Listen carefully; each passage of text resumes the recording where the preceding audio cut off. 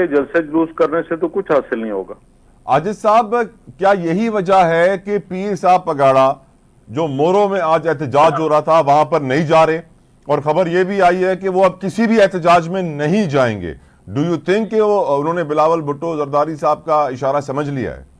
देखिए, पहली बात तो यह है कि बड़ी ज्यादती हो रही है पीपल्स पार्टी के साथ कि जीडीए जो एहतजाज कर रही है या तमाम वो जमायतें जो एहतजाज कर रही हैं, वो पूरे मुल्क के अंदर धांधली की बात नहीं कर रही। वो सूबा सिंध में धांधली की बात कर रहे हैं, और सूबा सिंध में भी उन्होंने ड्यूअल एक मौक़िफ़ इख्तियार किया हुआ है कि वो शहरी इलाकों में होने वाली इलेक्शन पे नाम ही नहीं ले रही। मिसाल तौर कराची में इस तरह की आवाजें आ रही हैं, हैदराबाद में इस तरह की आवाजें आ रही हैं। मैं खुद विक्टिम हूँ इस इलेक्शन प्रोसेस का, मगर मैं पिटिशन में जा रहा हूँ।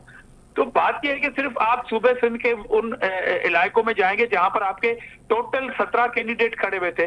तो बिलावल साहब ने ये बड़ा अच्छा कहा है कि वो 2 नशस्तें जो उन्होंने जीती हैं, एक वो खाली करेंगे, उनमें से वो फिर से एक मुतहदा अपोजिशन मुकाबला कर ले। हम कोशिश करेंगे, हमसे जितनी ज्यादती हुई है हम मुतल्लिका फोरम पे जाएंगे।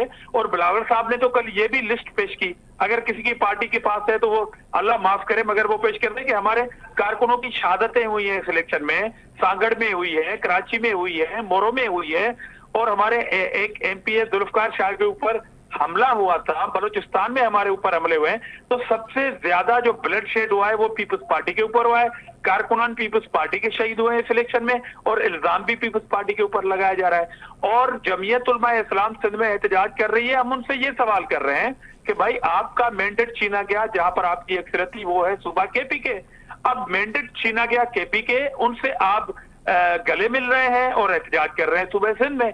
देखें, कहीं पे मेरी पार्टी के खिलाफ किसी को शिकायत होगी कैंडिडेट के जीते हुए, कहीं से मुझे शिकायत है, मीन्स के पीपल्स पार्टी को, दोनों को चाहिए कि वो मुतल्लिका जो फोरम से वहां पे चले जाएं और टाइमली जाएं, क्योंकि 22 तारीख मेरे ख्याल में इलेक्शन कमीशन में दरखास्त जमा कराने की आखिरी तारीख है, और फिर वहां से वो दरखास्तें जाएंगी जो पूरे मुल्क में ट्रिब्यूनल बने हुए इलेक्शन